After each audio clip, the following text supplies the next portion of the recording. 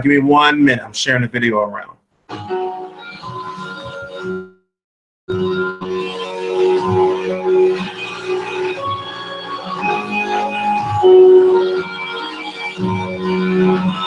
I'm sharing the video. Not going to turn the camera off. You know, we're just going to sit here and talk. But I need 2 more minutes, even if that. By the way, welcome. I'm tired. I was at the Garcia workout. It was about 5 hours ago or so. This time has been going so fast. I got a lot of good stuff to upload, but I wasn't feeling well today. But still, you know, I got that shit done. Good stuff, but unfortunately, my new camera didn't come today. Even though I have a nice phone, I have a Galaxy S7 Edge. Something happened with the sound on my something happened with the sound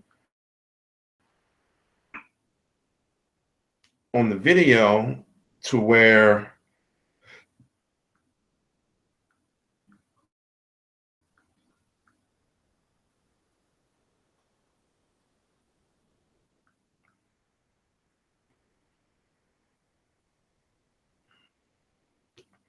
something happened on the sound where I can't fucking, you know, I can't use the shit.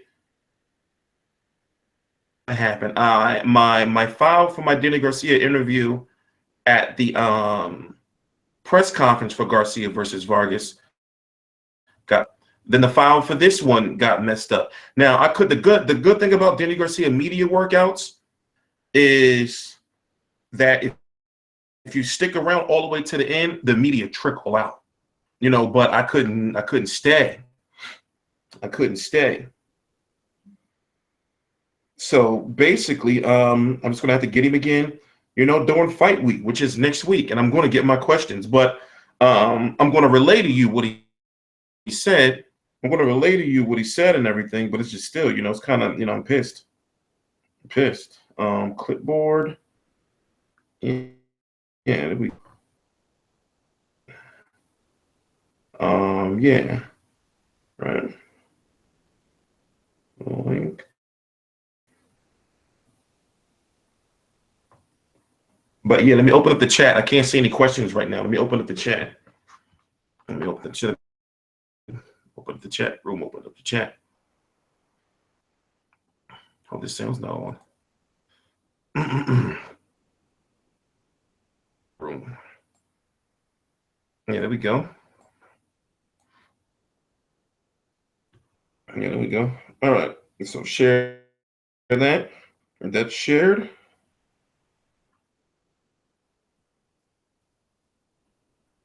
Yeah. So to talk to Danny Garcia today. I got a chance to talk to Angel Garcia, Omar, and a couple of other people. So I guess before we get into well, I guess we should switch it around. Let's talk about Danny Garcia first, and then we'll talk about Pacquiao versus Vargas. This is going to be a very firm, as you can see. Usually I was, you know, like 10, 15, 20, maybe even half an hour, you know, after the time, you know, I say I'm going to start, but we're going to flow right through this. This is going to be a firm 90-minute stream. All right. So Danny Garcia is fighting Samuel Vargas November the 12th. Next Saturday, I'm going to be there, and I'm going to be, you know, I'm providing full coverage for the fight. So into the press conference today was the media workout for Danny Garcia. If Samuel Vargas has one, it's going to most likely be down in Miami. I'm going to do it there. And then next week there's going to be it's going to be some type of event in Philly where they probably going to go Buck and Pretzel and do a photo op or some shit like that. Then it's going to be the workout with all the fighters, you know, that's on the go. Swift Hurd is going to be there. Omar Douglas is going to be there. Javier Fortuna, Samuel Vargas, Danny Garcia, and then it's going to be the final press conference and the weigh-in and the fight. Then the post-fight press conference. Then as soon as that's over, I got a jet back here, watch UFC 205 and do all these videos and, you know, just do a whole bunch of shit. You know, it's gonna be a whole bunch of shit I got to do. So that's why I'm not too upset review, you know, today. And plus I wasn't feeling well. And I told you guys before, I really got to do interviews. It's just that to be credible, you know, you have to, you know, just like eventually I'm going to start taking pictures with the boxers, you know, one step at a time. All right, one at a time. You know, so let me show you this, what I'm talking about real quick. What I'm talking about real quick. Where is it at? A camera. No videos, right? Yeah, go to videos. So I asked Danny, I said, well, is there like you know, like less pressure to, you know, this Vargas fight, because now, you know, he was getting slaughtered basically. I didn't say it like that, but you know, he was getting slaughtered everywhere. Like you know, he's picking another cherry. You know, Thurman better be next. But what he did reveal was that the fight that's already done. It's just that literally he said that the Thurman fight was already done, you know, before the Vargas fight was announced.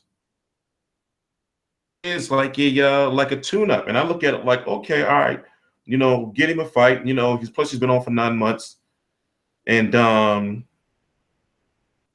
Give him a fight. Plus, he's been on for 9 months. Let me show you this. Let me show you this shit real quick. Show you how pissed I am.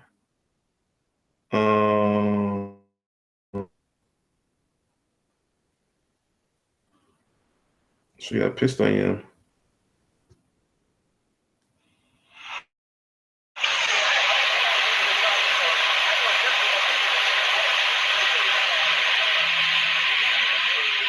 My question is coming up, but the whole video is that fucking sound, and it happened at the press conference too. So I'm kind of upset about that. But I'm gonna see him again. And plus, like I said about doing interviews, if you notice, like these boxers and these managers and promoters, more so the boxers, they always say the same shit. It's not like you're saying anything I don't know. And then I'm smart enough to know after doing this, long enough to know that you can just curve my question anyway. You're not going to give me the answer that I want. So I've gotten a lot better. You'll see the interview. I did a nice one. In fact, I did a couple with Angel Garcia. I didn't even upload it from the last time. So I'm doing my best. I got one of them out today. And I got like a few more, but I'm going to do my best to make sure I get, a good amount of that stuff out within today and tomorrow. But remember, since I'm back now doing videos, consistently every day now, as you can see, I've been pretty productive. That mode of being able to edit videos, do videos, and then the website. But what I learned about this Samuel Vargas, they know that they can't take Samuel Vargas, lightly, because usually when you have a situation like this where another fight is already announced, like he's supposed to fight Thurman in March, but he's got this Vargas fight, coming up. Vargas may be feeling really, really disrespected, and he should. Another interesting fact is, take it how you want it. Danny Garcia right now today was about 153 pounds. He said that he doesn't like to be 7 pounds, anywhere between, anywhere around 7 pounds over. He's got to weigh in at. He had a whole lot of trouble making that 140-pound division, to the point where quote unquote, if I'm correct, he said something along the lines like, make that 147. And this was I was sitting there recording, and he just was talking, because they'll be doing this, be putting his gloves on, getting ready, for like the next session of next part of the so he says something along the lines of yeah, making that 147 is killing me. So I'm thinking well, I understand, it's hard for boxers to make, even though they can say they'll make it comfortably, because that means they know they can get there. But well, how would Danny Garcia do at 154? But whatever the case may be, I actually think that Keith Thurman may come in, maybe the bigger, if they, well, whenever they fight, if it happens. Now, I asked Andrew Garcia, was there a rematch clause? He said he don't know. He didn't see. He did Samuel Vargas. We're talking about Samuel Vargas. Angel Garcia said he didn't see the contract. And from what I understand, with the way they're talking, they're really confident they're going to beat Keith Thurman. And I'm like, yeah, that's what's up. Because technically, well, what I've understood is that Keith Thurman is kind of the favorite. But is Keith Thurman is Keith Thurman the favorite because of fans' hatred and bitterness towards Danny Garcia, or is Keith Thurman the favorite because of his skills? I'm going to be uploading some good media workout stuff that I got today, and mostly I was getting and this is to answer your question, Team Twice, man. Mostly I was trying to get footage of his footwork, power shots. I even uploaded a slow motion video of I mean, I know that, Chad Mac, but no, okay, understand what I'm saying. Understand what I'm saying is Keith Thurman is good. In my opinion, Keith Thurman is the better boxer. He's the better boxer. But I feel that a lot of fans are not giving Danny Garcia a chance because they call him a cherry picker.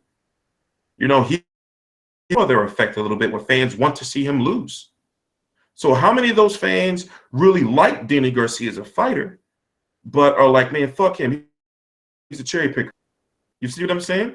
You got to think not like you think like how a lot of other fans think, especially like, as they're called casuals. They think. Now, one thing is for sure is you can't underestimate Danny Garcia's resume. Now, it's this Samuel Vargas fight. Okay, all of Danny Garcia's most controversial fights, you can really find a way why, in multiple ways. For example, when he fought the Eric Morales twice, people were like, oh, Eric Morales was really, because remember when Eric Morales was on that comeback trail, right, where he, damn near beat McDonald with his eye all busted up. So since he fought Eric Morales was still was on that comeback trail. And then that second fight was to see if he was like really, really there. Remember, he was an underdog against Nate Campbell and Kendall Holt. But going far, far back, I really do feel that Danny Garcia should have lost to Ashley Theophane. He should have lost to Mauricio Herrera. When it came to the Rod Salka fight, from my understanding, the Rod Salka fight was a fight where it was supposed to be Lamont Peterson, but it was something where Danny Garcia couldn't get that weight off. He couldn't get that weight off. So they went to the and all that type of stuff. When it comes to this Samuel Vargas fight, now, even though we may not like it, even though I feel Danny Garcia should not be fighting this caliber opponent at this point in time in his career, but one thing, veteran trainer, Billy Briscoe said, and I remember in the scene Richardson a while ago, I think that was for like Hopkins versus Kovalev or something, where this is nothing new. Fighters have been doing this for like eternity. Like since boxing's been around and since it's been like tracked, fighting these type of fights, especially like these non-title fights. But the biggest selling point of this fight is next. So I feel that was smart marketing. I feel that was smart marketing for them to do that, for them to announce the Keith Thurman fight, while they were trying to sell this Sam Vargas fight, because then the post-fight interview could be like, Keith Thurman's next. So I feel that's helped a lot. I feel that's helped a lot. But a guy like Sam, right? He had a very short camp. I forgot how long they said the camp was for the Errol Spence fight. Even though I still feel Errol Spence would have beat him, to feel Danny Garcia is going to beat him. This guy, is in a non-title fight against the guy who had Floyd Mayweather's belt. You get guys like Peralta here get upsets. You get guys like Maidana give Floyd Mayweather one of his toughest fights, if not his toughest in his career, depending on how you view the one fight and maybe the Chop Corley fight. You can't really say the Shane Mosley fight because that was just one punch. So these guys who's like backs against the wall like this, you never know, man. You never know. These are the type of fights that have that feel of being exciting. We're not going to watch it. Going back to a point I brought up before in the beginning of the video, people were like, and I was around the time when I really started covering boxing, but I was always a boxing fan. People were like, oh, like, damn, like Marcos Maidana's fighting Eric Morales. I remember they were saying I remember that. It was like, oh, these are two bums. This is when I used to be back in the forums and shit.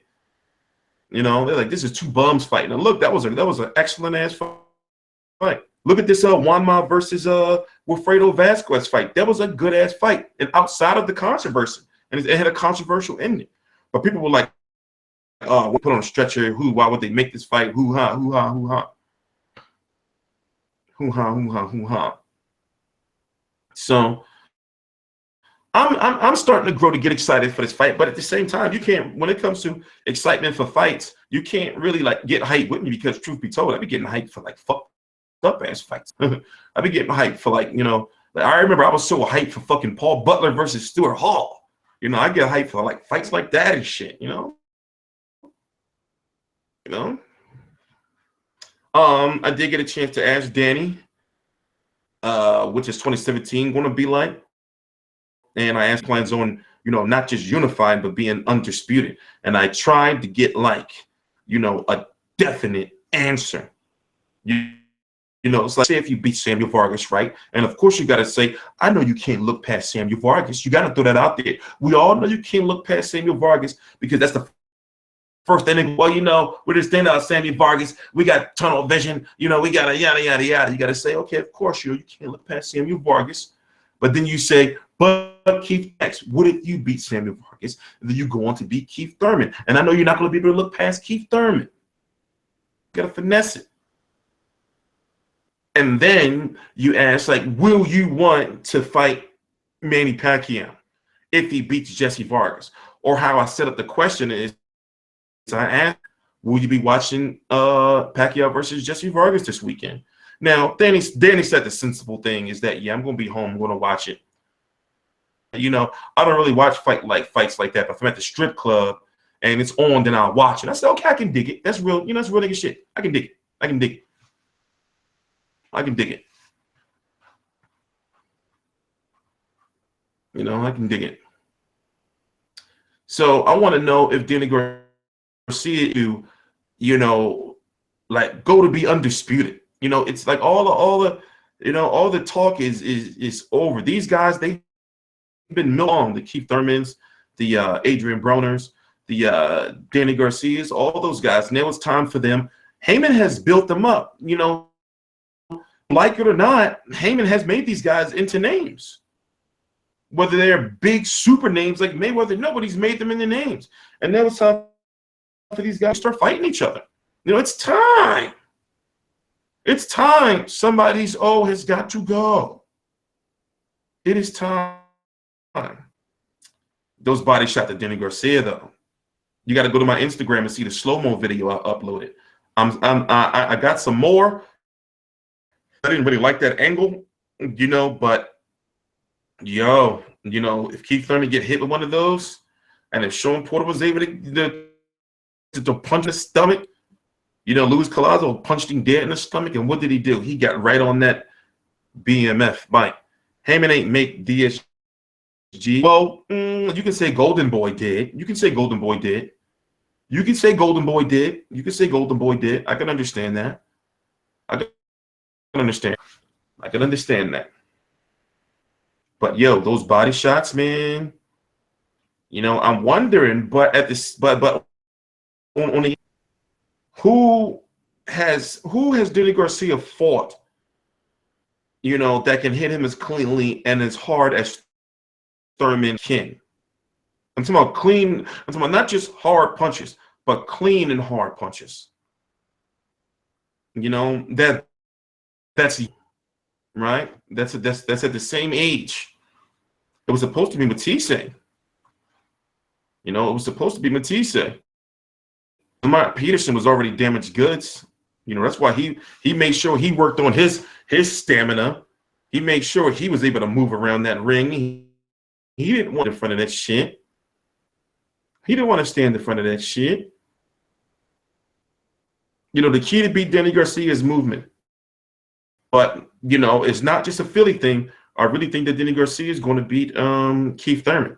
And for those who follow me for years, remember I was saying the San Lucas Matisse, and people were like, oh, he's going to get decapitated. That was what they were saying. There's like Matisse is going to decapitate him. They were saying Matisse decapitating. Remember when Lamont Peterson got knocked out by Matisse and Danny Garcia was in the audience just standing there with that dumbfounded look on his face? You could tell he had a little bit of fear. It looked like it. It looked like it. And then the camera zoomed right in on him. Remember that? Remember that? That was Richard Schaefer that made that fight. Even though Richard Schaefer did some scumbag ass shit. Richard Schaefer, made some good fights. What was that? Was 2012 or 2013? I think it was 2013. 2012 or 2013? I think it was 2013 where Schaefer made, or 2012, one of them. That first year they went over the shit when Schaefer made like that big ass year, and it ended with Adrian Browne getting beat up by Marcos Maidana. Who's talking mad shit about Danny? I was there for that. Yeah, motherfuckers. Oh, you talking about the fight? You talk about when people were saying he was going to get fucking beat the fuck up by Matisse. I'm talking about, listen, it was bad. They was like, the fucking destroy and decapitate his motherfucking ass. And he actually like fucking outboxed Matisse. It's crazy. It's crazy. Don't make no excuses, Leslie. Don't make no excuses. Fight, he forearmed Lucas' eye. Don't make no excuses, bro. Don't make no excuses. Pacquiao's shoulder was injured. Yeah, you don't like that, do you? That stings, doesn't it? Don't make no excuses. I ain't making no excuses. Don't do it. Kelbrook, Margarito would have beat Pacquiao if Pacquiao didn't fuck his eye socket. Come on. Yeah, Danny lost to Herrera. I'm not denying that. Danny should have lost to Herrera. Nah, bro. Come on, Leslie. Don't start, bro. I already, matter of fact, you get no more comments. I seen the fight. Tell me something. Go to YouTube right now. You will see it. Motherfucker, I work on YouTube. I've worked on YouTube. Of course, I've seen it multiple times. You don't do that. That's not what you do in boxing. You take your loss. I hate when boxers say shit when they say, oh, you know what? He fought a good fight and tonight wasn't my best night. You know, he clearly beat me, but my toe. Fuck that, but you know, fuck that, but fuck that. Fuck that. Fuck that.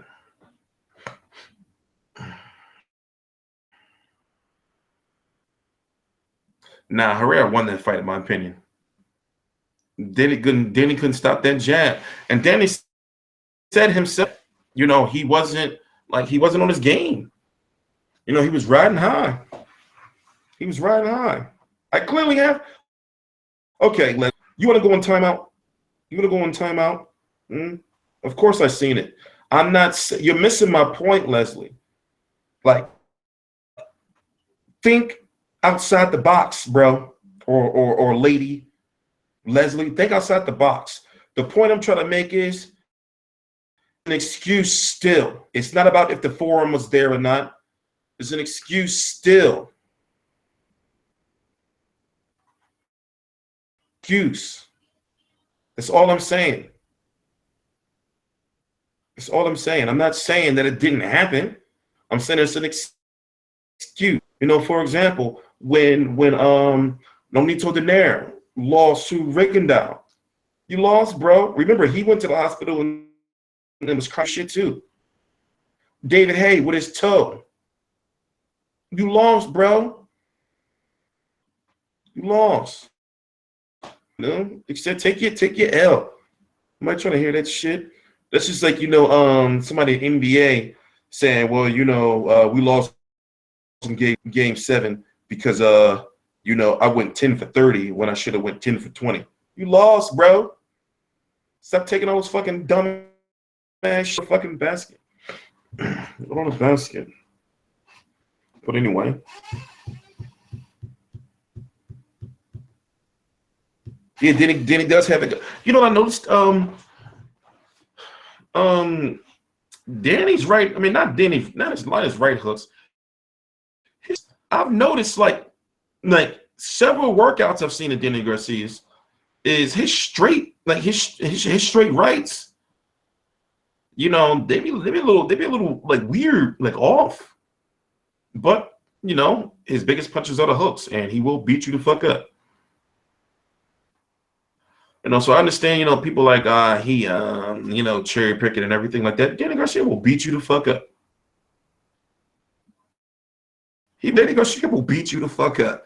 You know, and that's one thing, like, you know, it's certain fighters out there that you do not want to stand in front of. You know, you do not want to again. They will beat you the fuck up. I got Danny Garcia. I got Danny Garcia. I got Danny Garcia. The thing is, we noticed that Keith Thurman got a nice bike. We didn't see that how nice that bike was until he fought Luis Colanzo. You know, so if Danny Garcia hit him, you know, he gonna be floating around that ring with his fucking braided around and shit. You know, he know how to be fucking evasive. He know like Thurman can be evasive. He can be fucking evasive, elusive. You punch him in the stomach, he'll elusive, gone. Word is, you know, he got punched in the stomach by his car. That's why the fucking Porter fight was postponed. Accident. The airbag hit him in the stomach. It's a kid fight. You know, push the fight back. Push the fight back. Push the fight back. But yeah, what time is it? We got to move on to the next subject. Is it 11 yet? So let's see. We're on time. We're on time. We're on time. In fact, since we're on time, see here. We got to go to which one is it?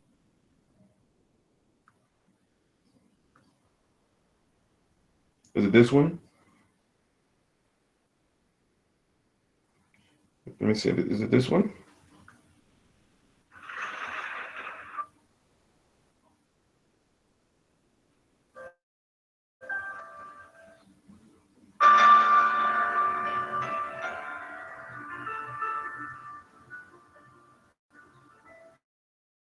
Okay, that's the one. That's the one.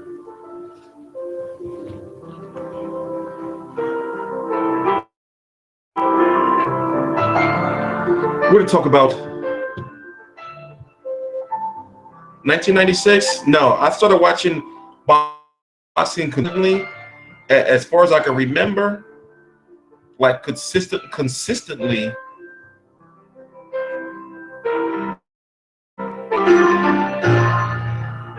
Tyson Holyfield. That was consistently, like where I can like process what I was watching. Mr. Marquez. This is not the right one. This is not the right one. That's not the right one. That's not the right one.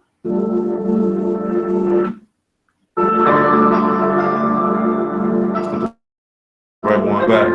We gotta talk about Marquez next. I'll be right back.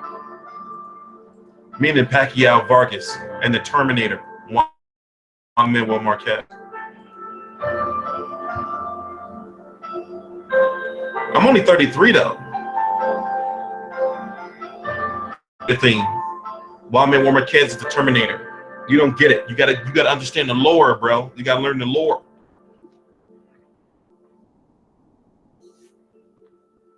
You gotta learn the lore.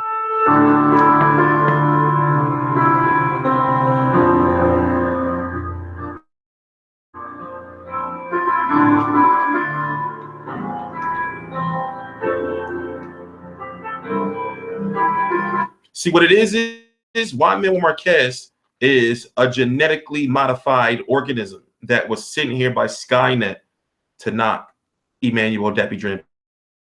That Marquez you seen in Pacquiao versus Marquez 4 is not the same Marquez from Marquez 3. It's not the same one.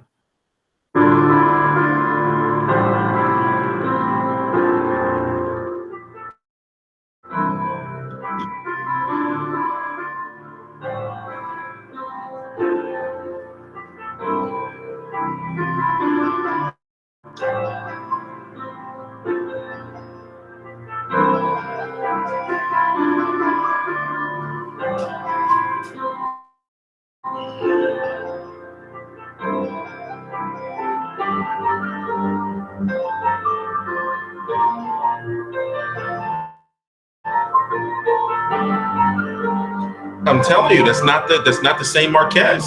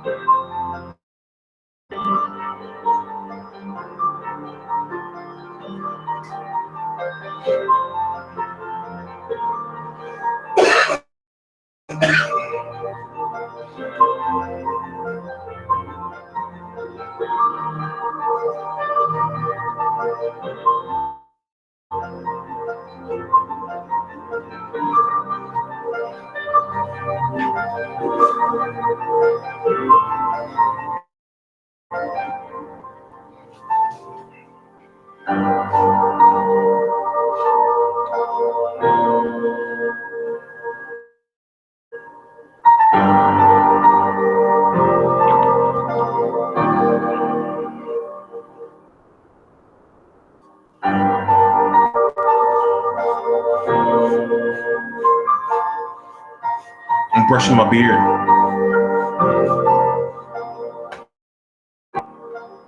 Fuck no, that wasn't the same Marquez.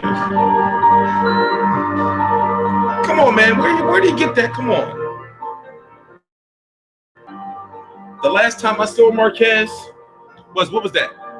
The last time I saw Marquez was in what was that, 2012? That was the last time I saw the real Marquez in 2012, when he fought who was that he fought?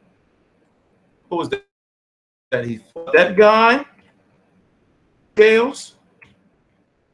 When what up, TY? That guy that stepped on the scales? What, Pacquiao had knocked him out? That wasn't Wild Man Juan Marquez. I'll tell you a funny story.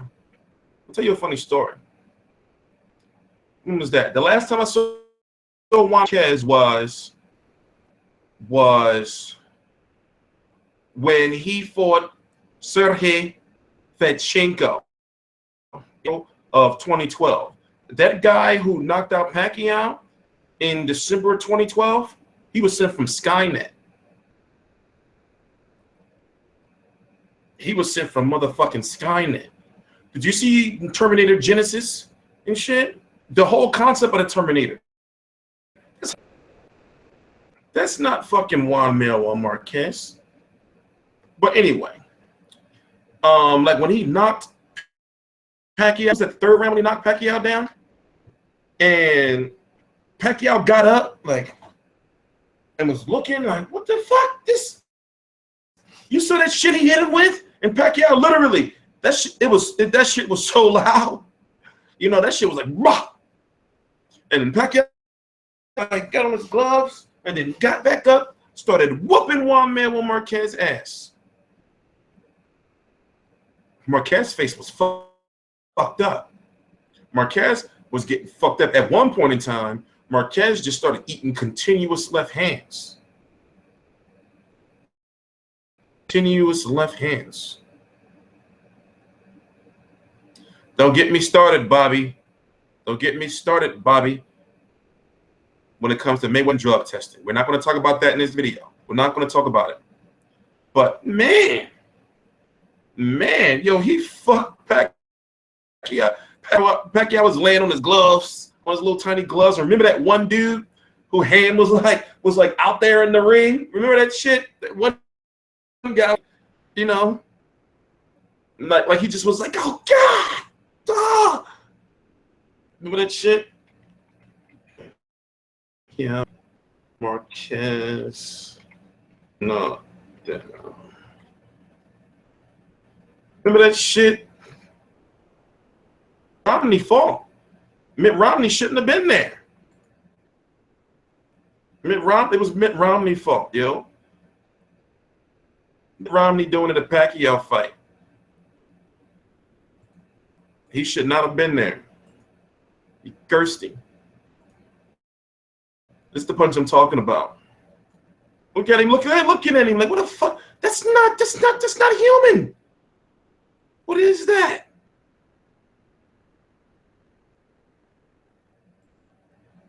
Look, Pacquiao like, what the fuck? He looking at him like, what the fuck, bro? Bro? And Pacquiao was, and then Marquez was coming to finish him off. Marquez was walking up on him. Marquez was walking up on him. Manny Pacquiao. He was walking up on him. He was walking up on him. But, you know, Pacquiao ain't been the same since. You can tell, like, you can tell he ain't been the same. Remember when Timothy Bradley punched him dead in his face, lifted him out of his little Nikes?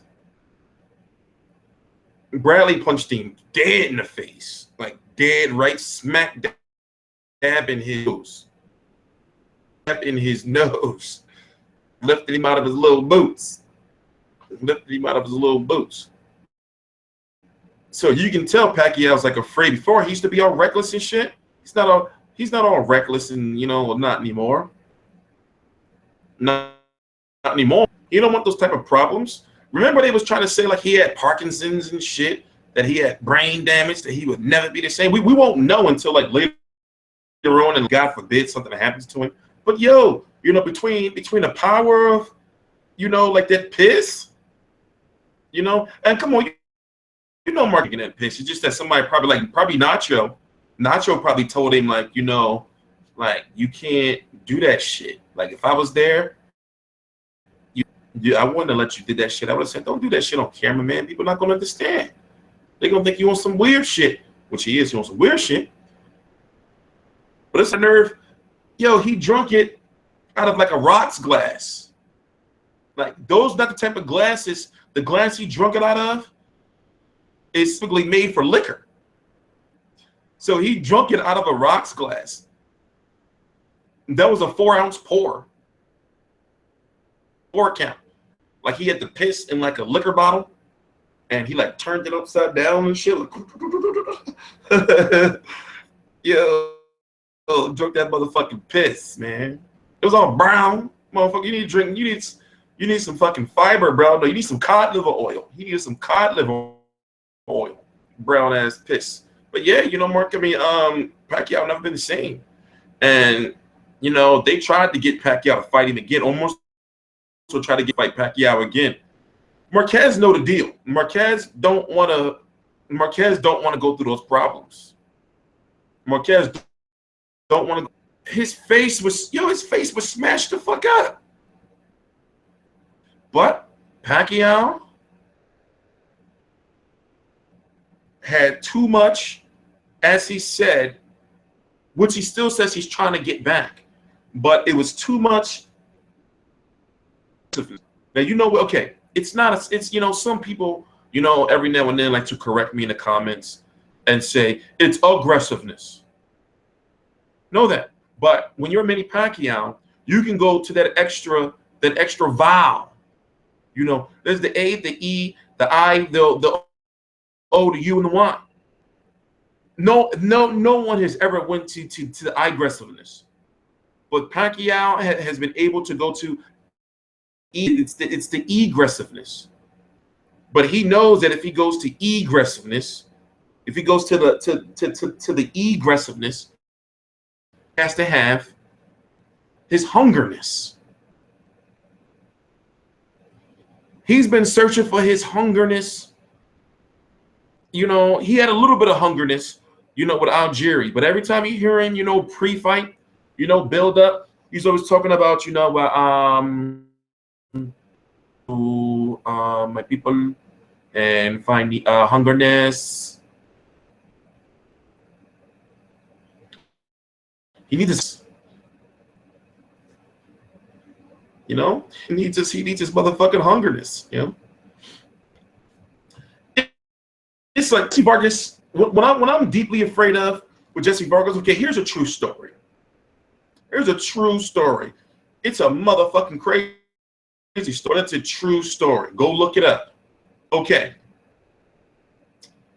Juan Manuel Marquez's strength and conditioning coach is a guy by the name of Mimo Heredia, who goes by the name of Guru Science on Instagram and Twitter.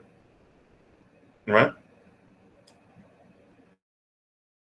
Is considered to be like this super genius when it comes to performance enhancing drugs and how to get up into your system without it being able to, be detected.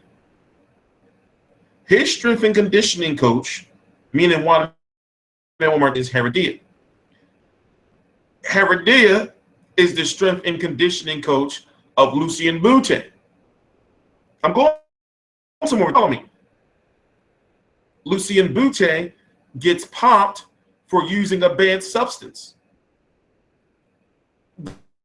The banned has Juan Manuel Marquez on the cover. Mimo Heredia is Jessie strength and conditioning coach. Jessie Vargas punched the shit out of motherfucking Timothy Bradley. Knocked out Sally. I'm genuinely afraid for the Pac-Man. I'm afraid for the Pac-Man. That's why this fight, because of you know, the controversy behind this shit. Controversy behind this shit. No, actually, Povetkin did not fuck up the Wilder fight. Wilder fucked up the fight by done. But, you know, you don't want to hear that. I have the documents. I have the documents. I have the contract. I have the lawsuits by both fighters. I have the documents. Wilder pulled out of the fight because he was saying he lost money. He didn't lose. It was an escrow. I'm not going to explain to you what an escrow is because we all grown. Go look it up. You know, so his lawsuit was he didn't lose money. He didn't lose money. Also, the drug that Povetkin was took, it's how can I put it? It's not scientific data to prove how long it takes to get in and out of your system. No. Povetkin's not innocent. That's the thing. He's not innocent, but he got busted for a newly banned drug that when they banned it, it wasn't determined how long it takes to get out of your system. So Wilder is suing, if I'm correct, I got documents, but I'm fucking. Wilder is suing, if I'm correct, Povetkin for $7 million, but Povetkin's team is suing Wilder for $35 million. Crazy ass shit. It's some shit that if people tell you about it, you won't believe nothing nobody say until you go read and research that shit yourself. Conclusions. But, you know, it's not a black and white thing going on here. When it comes to this situation, it's not a black and white thing going on here. It's jumping the gun when it came to, right? In my personal opinion, and in a personal opinion, Russians are racist though. They can be real motherfucking racist. But let me put it this way. Not all Russians, but some. Let me put it this way. If Wilder would have waited until Povetkin got suspended by the WBC and was no longer WBC, then filed the lawsuit. But he filed the lawsuit before the WBC made their ruling against Povetkin. So now that the Povetkin and Wilder fight still has to happen, then it's like you sued him for lost wages of money that was never lost. You know? So it's a, you know, it's a weird situation. That's correct. Once a substance becomes banned, the chemist tweaks the substance. So basically, melatonin is no longer going to be a banned substance anymore because they're going to take out, or they have already, if I'm correct, taken out what was ever in it, you know, to make it a banned substance. But understand, like at that time, you know, when all this came about, there was a lot of misinformation. There was a lot of misinformation. You know, there's a lot of misinformation. But I got Manny Pacquiao. Will it be by knockout? I don't know. Manny Pacquiao hasn't had a knockout, even though he had multiple knockdowns and he fucked up many people's faces. No matter how you try to spin it, once again, you know, just like I said about Danny Garcia, Manny Pacquiao will fuck you up. And more importantly, he will fuck your fucking face up. Your face will be fucked up. Floyd Mayweather being a defensive wizard, that's it. But anybody else, your face is being fucked up. Knock your motherfucking ass multiple. He's gonna knock your ass down multiple times and knock you into the fucking middle of next week. So if Pacquiao doesn't get a knockdown, you know, in this fight, or if Pacquiao doesn't fuck Jessie Vargas's face up, then I'm gonna be like, yo, you know, he need to, you know, or some shit. But now, I really feel that Pacquiao can't retire until they let him retire, or until he get beat the fuck up by somebody. I think he wanted this fight. I don't think he wanted this fight. I'm thinking they probably just told him, well, Manny, you can make this money, come back, Manny, yada, yada, yada. You're not really done yet, you know?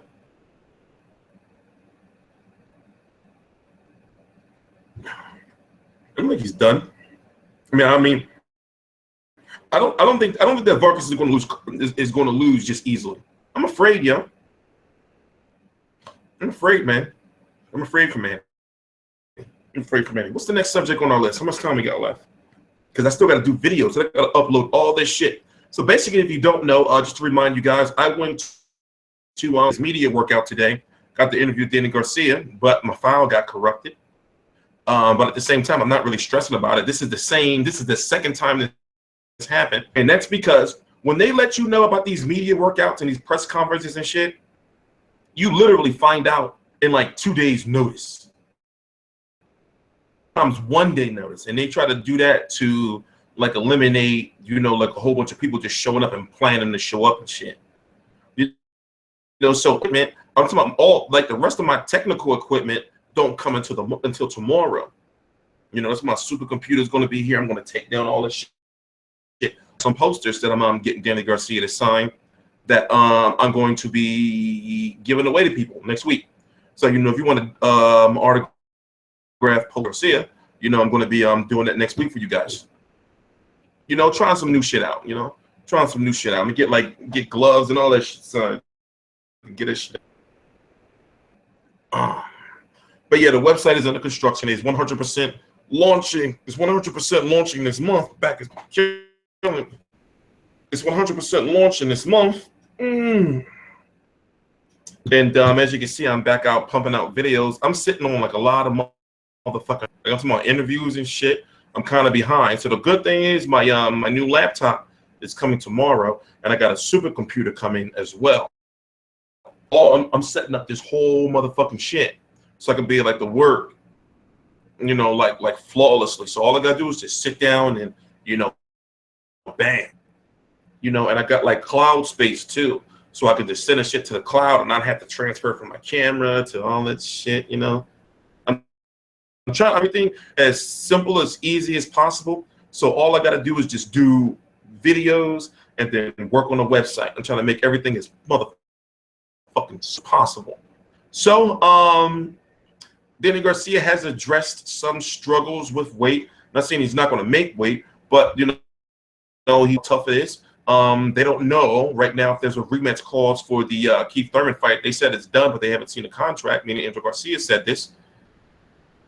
Of course, they're going to say their goal is to unify and to be undisputed champion. But to be undisputed champion, that means, we're going to talk about the Shannon Briggs fight next. How much time we got left? We got 10:30. Yeah, we got 45 minutes. No, wait, we got 55. I started. So there's a new practice now. I'm starting, like I said, we're back to doing things like the right way now and more professionally. We're gonna chill, fall back and talk boxing. But now there's only going to be about a 5 minute, no more than 5 minute delay from when I start. So if I say I'm going to start the stream at 10 o'clock, then I'm going to start no later than 10:05. That means it's not going to be no music and none of that shit, because I got to start bringing in money. I ain't been getting paid for this shit, So all that stuff is stopping. We'll take like breaks and everything. I'm going to do a lot more of these. They're going to be a lot more productive. Like we're going to like really talk about like shit like we have. Like this time it's been flying. We already been here for an hour or some shit. Yeah. So this time has been flying. Oh, we got to talk about this motherfucking WBA situation with these heavyweights. Okay. Oh, I did 2 videos that I already put out, but now we can talk about it in more detail.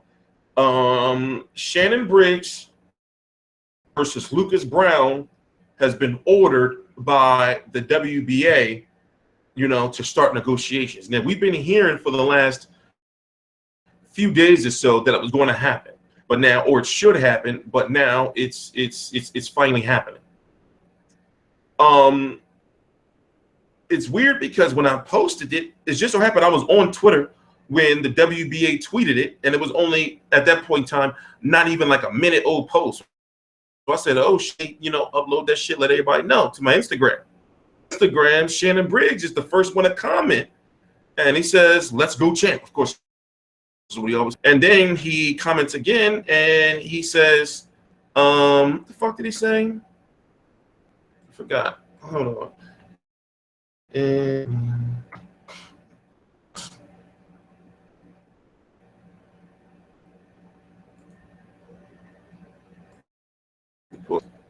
so with my supercomputer, you'll see.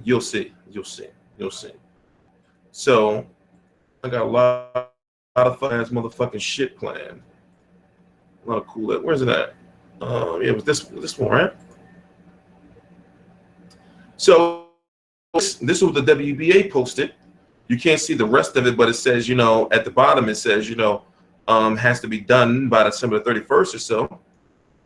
So what does he say? He says, where did you hear this? And I'm like, wait a minute. Like, how did you hear it? You know? But that's how the WBA is. So, no, wait, not that one. Then I retweeted and tagged him. You know, this is from the WBA, and this is their official shit. And yes, this is them. It's no joking or anything. You know, this is really run by them. So WBA Boxing has ordered negotiations between Lucas Browne and Cannon Briggs, the vacant WBA World Heavyweight Championship. But then a friend of mine who I name, but just trust me, says that Anthony Joshua and Klitschko are awaiting approval to fight for the WBA super title in March or April. WBA is supposed to be getting rid of, you know, one of those belts, and here they are doing it again. So to make matters worse is the winner of Shannon Briggs versus Lucas Browne has to fight Frezo Quindo. Frezo Quindo hasn't fought since 2014, man. 2017. We're going into 2017.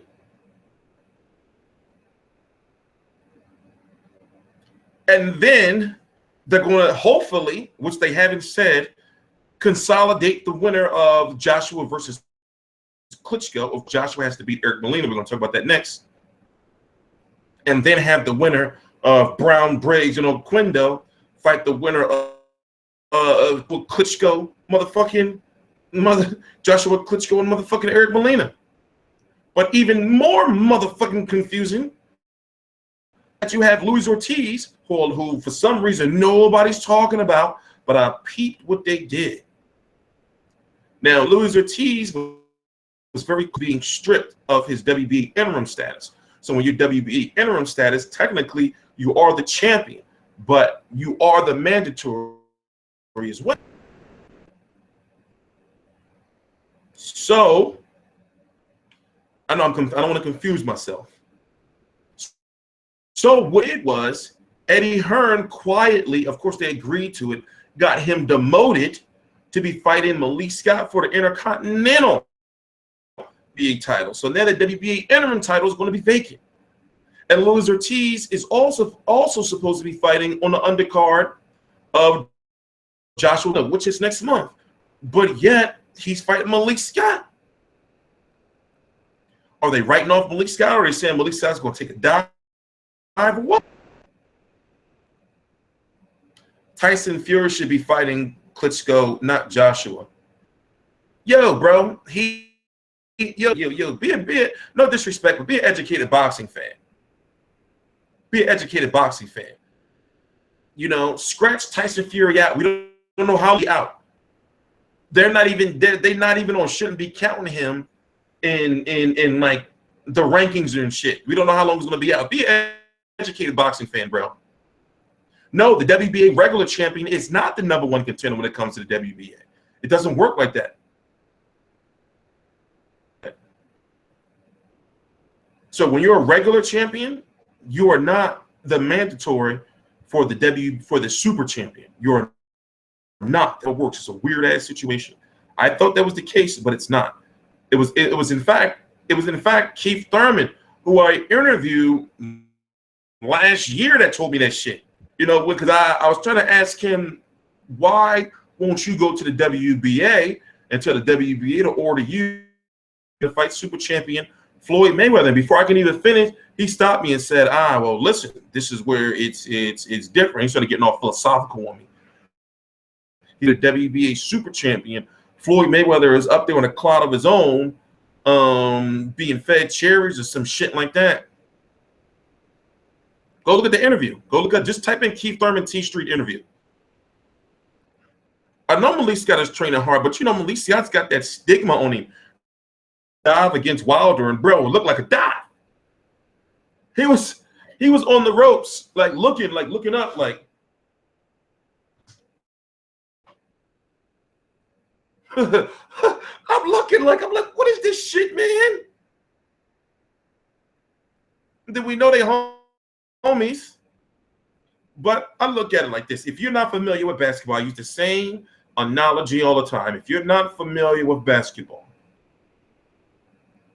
Molina Scott is like the Venus, the Arvydas Sabonis, or most recently Andrew Bynum of boxing.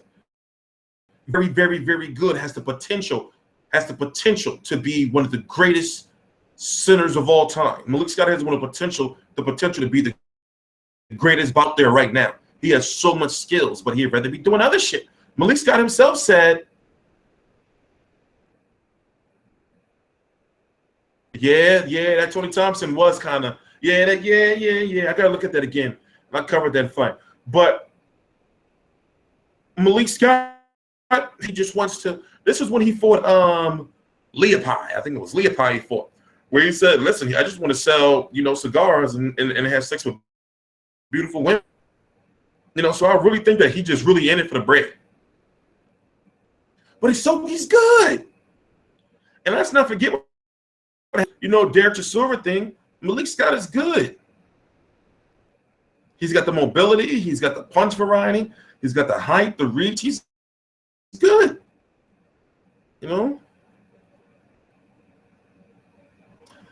Luis Ortiz is good. In my last, I said this. You gotta think how these promoters think, y'all. Somebody said some dumb shit, disrespectful, but they said, well, since the Klitschko fight is not happening with Joshua, why don't they just pull Luis Ortiz? Why don't Eddie Hearn just pull Luis Ortiz out of that fight and make him fight Anthony Joshua in December? Then Molina Scott can motherfucking sue they motherfucking. Don't work like that. Also, you would be a foolish boxing fan to think that Eddie Hearn or any promoter is going to sign to match them up immediately with the other top star. No, they're going to build Luis Ortiz up first. They're going to build first. You're getting way too deep and technical, Lalo. You're getting way too deep and technical, bro. You're getting way too deep and technical. They're going to build Ortiz up first. They're not going to just throw him in there with Anthony Joshua yet, or more importantly, throw Anthony Joshua in there with him yet. And that Luis Ortiz situation is one of those situations. That Luis Ortiz situation is Layla, what are you talking about? Do I watch basketball? Yes, I watch basketball. Yo, you want some other shit? We're talking about boxing now. We're not talking about that no more. I was trying to make a motherfucking point. And then motherfucker 7-footer Paul Gasol is better. What are y'all talking about? Stay on subject. I can't believe I'm entertaining this bullshit. But you made me forget my point. You made me forget my point. That's why I don't be wanting to read it. That's why I noticed that a lot of people, especially on like Twitch and like streams, they don't read the chat room because y'all motherfuckers by asking dumbass shit. And then I don't answer all the questions, but I just see certain stuff that just stick out. And I'd be like, yo, what cares if Paul Gasol's better than Andrew? But you're missing the point. You're missing the point. And if you were a real basketball fan, you would know what I was talking about. Jesus Christ. Jesus Christ. But anyway.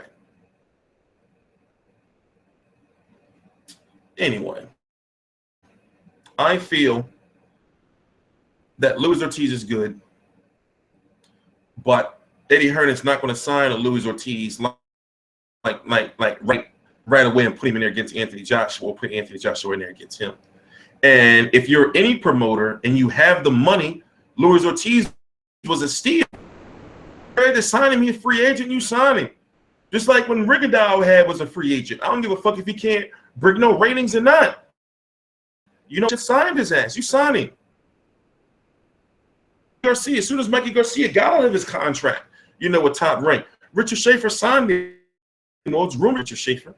Look what happened to Chavez Jr. as soon as he got out of his contract. You know, Al Heyman signed him. And it's not about if Chavez Jr. is good.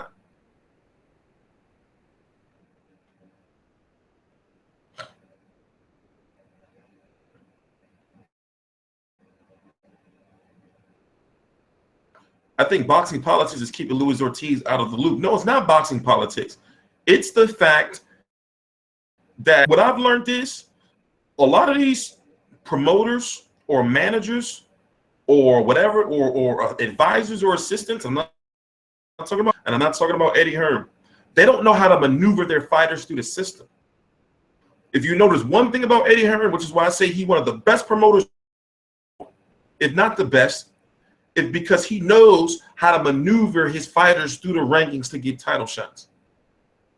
He'll have them people over in the UK hype about Luke Campbell winning the WBC International Intercontinental Oriental title. Some old shit like that. And then he knows that I'll have my fighters, you know, fight for these underling titles, and then like have them build up for that next title, that next level low tier title. And then he gets their fighters into a mandatory spot. I see a lot of motherfucking fighters out here who just mismanaged only because their teams may have good credit to get loans. Their teams may have money. You know, they don't study the fucking sport. You know, they don't like if I had that type of bread and I signed a fighter, I'd be maneuvering rankings. I mean, maneuvering the shit out those WBC, WBA, IBF, and WBO rankings. So, truth be told, Luis Ortiz had a title shot. Now, I feel it was smart for them to do that because he was supposed to fight Alexander Ustinov. So, in order for him not to let the be title, something happened between Eddie Hearn and the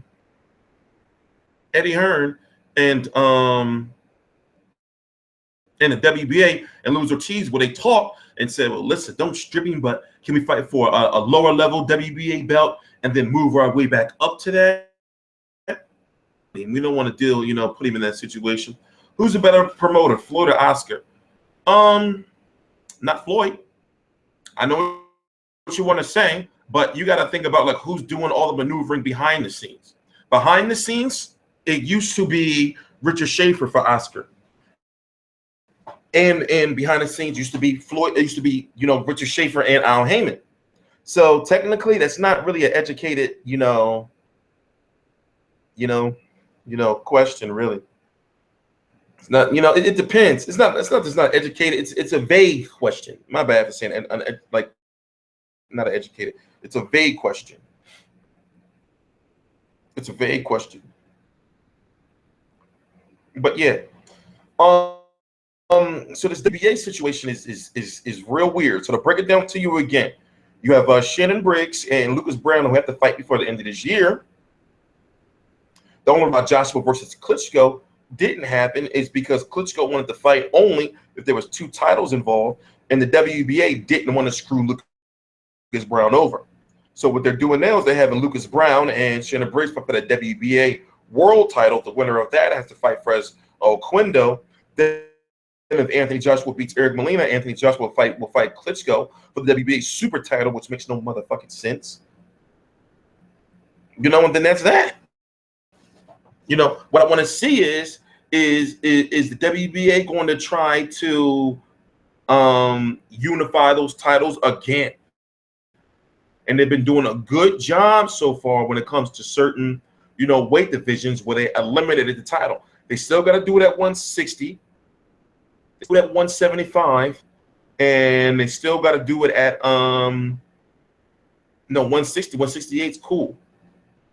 They got to do it at, you know, so what's going on at heavyweight, we already talked about it. What's going on at cruiserweight is you got Babette Shumanov and if I'm correct. And then at light heavyweight, in order to unify it, you would have to have Sergey Kovalev versus Nathan Cleverly too. And then at 160, 168, Felix Sturm, you know, he's pretty. At 160, Jacobs and Golovkin at 154. There's only Arizona lower at 147. There's only Keith Thurman at 140. How did I forget? I'm confusing myself. Maybe because I need some sleep. How did I forget who has Danny Garcia's belt at 140? Ricky Burns, right? Ricky Burns. Is Lucas Browne good? I mean, he's slow. You know, he's got power. But what I say he's good is he keep his hands too low. That's going to be a nasty fight. But the good thing is somebody's going to get knocked the fuck out. But the bad thing is it could be one of the worst heavyweight fights you ever seen. It could be uglier, you know, than two fat chicks fighting over pork chops. It can be ugly. As Charles Barkley would say, ugly than two, you know, ugly than two ugly girls. You know, it could be real ugly. Do you think Rios versus Ortiz will happen? Yes, I actually do. Nothing's stopping it from happening. Brandon Rios is an official, you know, free agent. So, you know, he can just fight on a Schaefer Al Heyman card, you know, by a fight by basis. Definitely happen. And they got real genuine beef. You know, they used to be homies, and then some shit went down where Victor Ortiz and some goons, you know, with some ratchets, and they went and Brandon Rios, had Brandon Rios running. Adrian will also be fighting.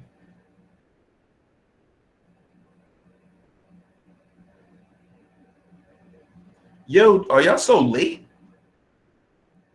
Y'all be so late with like questions? Y'all be so late with questions? What time is it? Yeah. We got 16 minutes. You know, a nice hour and a half stream. This. Do you like Ortiz song? Don't ask me no bullshit like that. Fuck no. I think he shouldn't be rapping. Truth be told, Victor Ortiz, period. You know, his fights are exciting. Why is his fights exciting? Because he either gonna quit or he gonna get beat the fuck up. Well, truth be told, he never gets beat up. He just get cracked. You know, and then he doesn't get up. How important is Kovalev versus Ward to sell, especially for Ward? Put it this way. It's like this. If you're a hardcore fan and you say you're a hardcore fan, you got to buy that fight and you got to support that fight. How important is it for it to sell? It should sell itself. Just like Canelo versus Lara. That wasn't like a super success, but it was a success because it brought us together. It brought all hardcore fans together. You know, so this fight, I think it would be a success with 400,000 pay-per-view buys. I think it would be a success with 300,000, honestly. I have Ward winning every round. I don't know about that. The fuck was that? I don't know about that. I do have Ward winning, but I see it as a very ugly fight.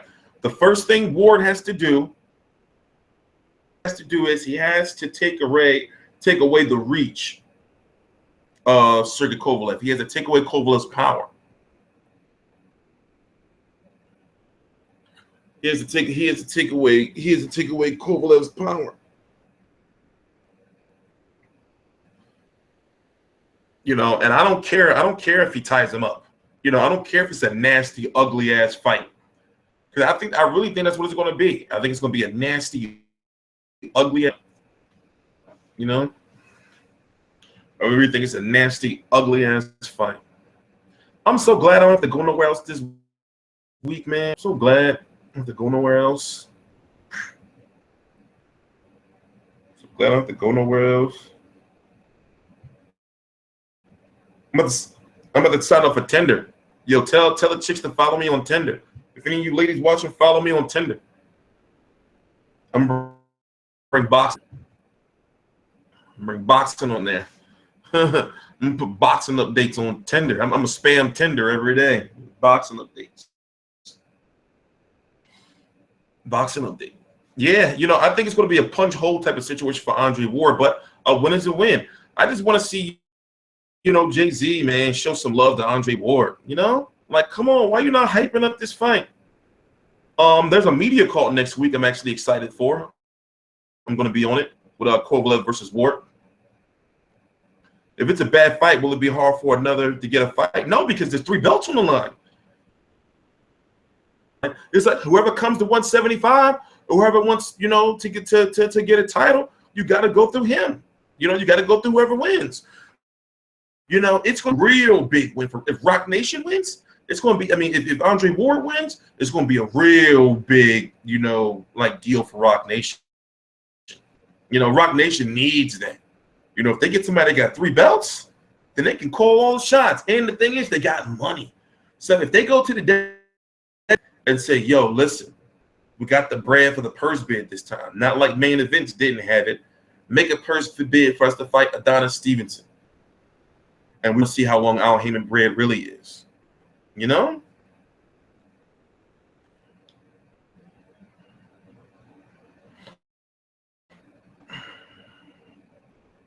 Even if it is a rematch clause, it don't matter. It don't matter.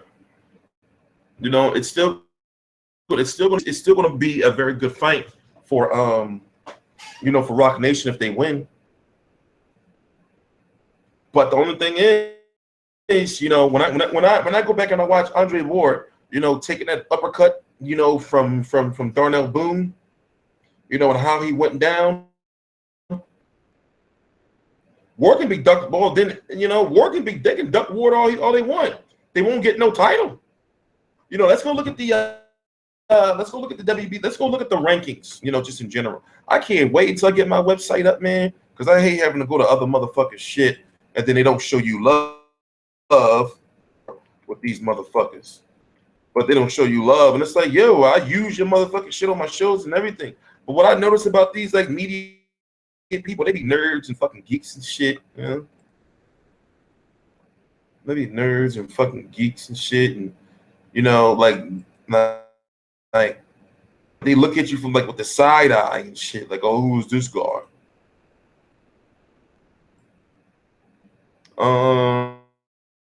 Okay, so let's start at 168, right? Now, you got Battle Jack, who's supposed to be moving to 175, but he's a Mayweather promotion / Heyman guy. We're going to get to that, right?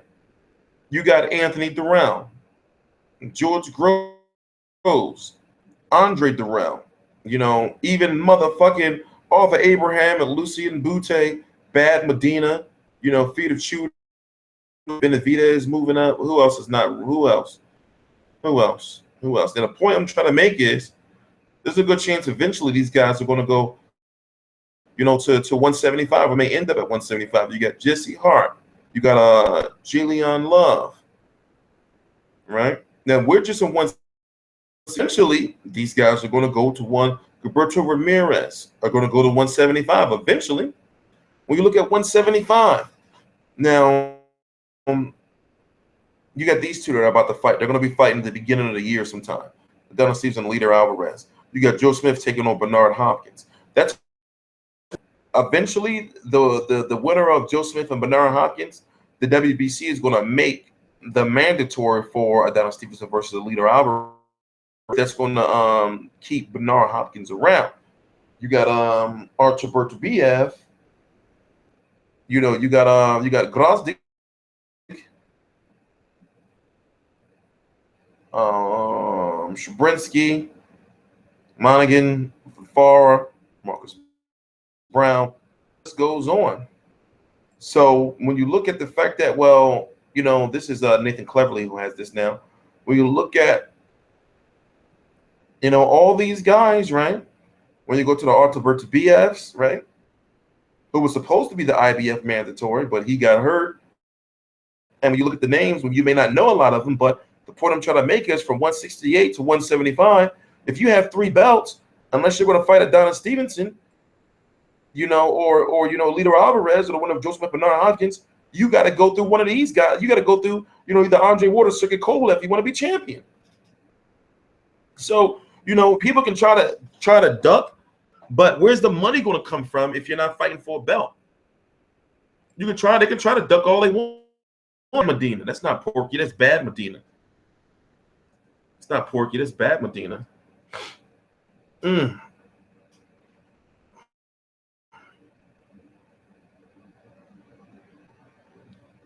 That's bad Medina. I'm Medina, but the reason why I call him bad Medina is because, y'all just don't, I guess there's no inside jokes with you guys, huh?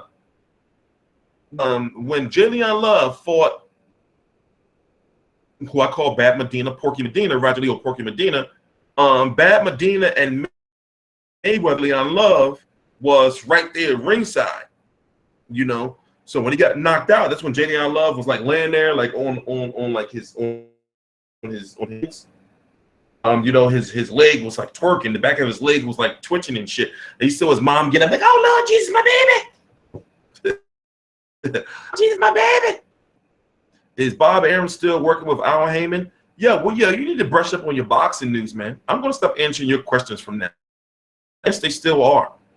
You know, that's why you're hearing about fights like Terrence Crawford versus John Molina, you know, and Golovkin versus Jacobs that will eventually happen, you know. But that's not, I understand that's not, you know, that last fight I mentioned is not Bob Arum, but I mean, I'm not Bob Arum. You know, yes, it's happening. Yes, that's the same DeGale. That's the same Medina that beat that DeGale beat.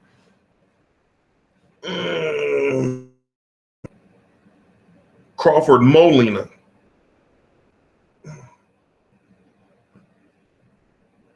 TstreeT, would you fight Wilder for 10,000?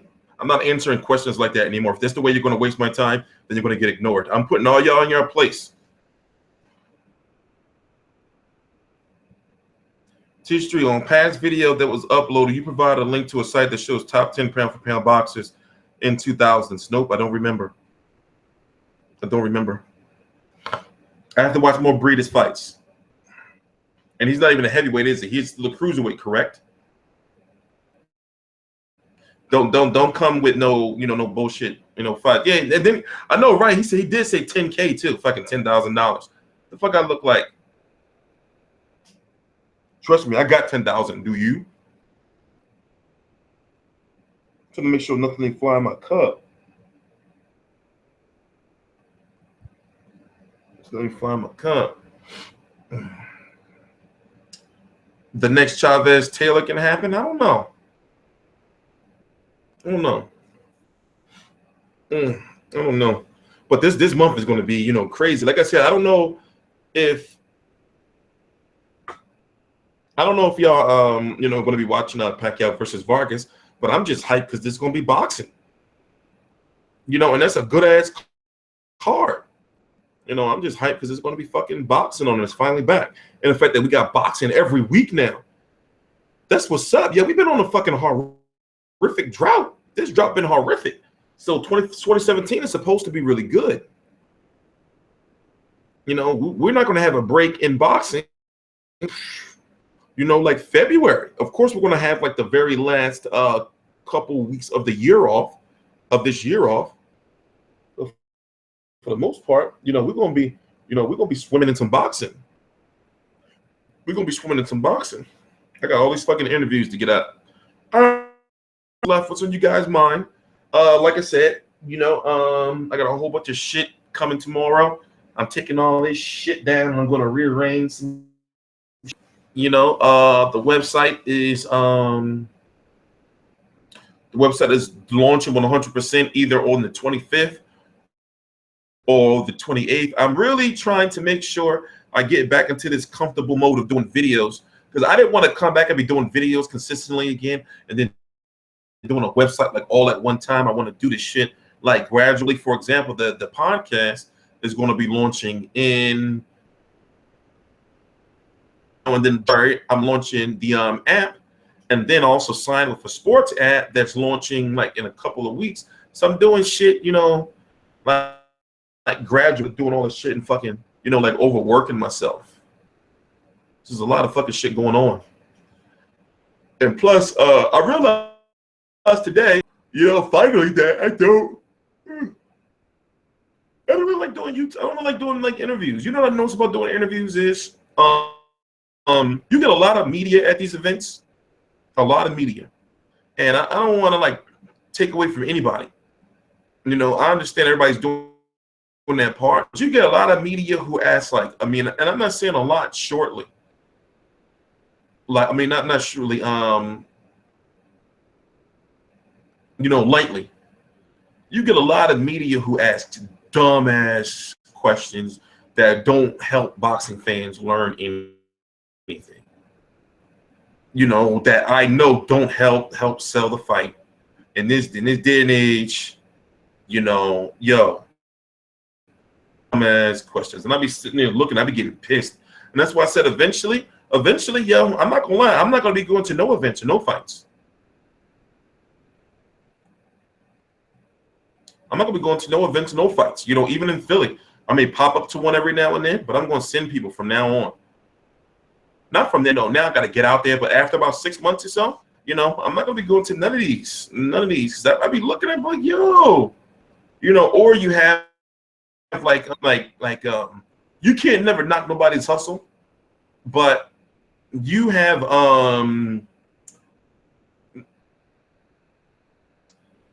that really try to act like they more than what they are, you know. And then when I go check out like their website or go check out like their channel, fucking 20 views and shit, and I'd be like, you know, and you walking around here with all this expensive ass equipment and all this shit.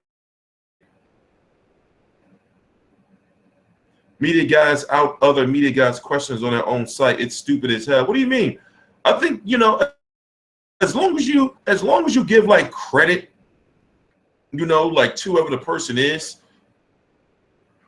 you know, because like there's like, you know, it's like a kid. It's something I learned, because at first I didn't really know how it worked, but there is something called like, there is like a media etiquette. There's certain things you do and that you don't do. For example, like writer's material, that's kind of, you know, it's hard to explain. It's hard to explain, you know, because then if I was to start, you know, and briefly explain it, it may seem kind of, it's something that has to be like thoroughly explained, especially when it comes to like people like myself who do like video, who do video, you know. But if there's some people, for example, boxing scene did me dirty one. This was last year. I did an interview with somebody, and they used like the answer that the boxer, I forgot which one it was so long ago. They used like the answer, but didn't, you know, say who it came from or anything. It was on a media call, and I don't never fucking ask questions on a media call, and it wasn't from the media call transcript, you know, where they don't say, you know, who it is. No, it was a writer. Why did Biko? You getting too out of control with the questions. I'm surprised the chat didn't stop you yet. Because if you ask too much shit and keep posting at the same time, you know, they tell you like to slow down. But you're asking like, you know, no disrespect, but you're not asking questions that are like meaningful. We only got a little bit, literally got 2 minutes left.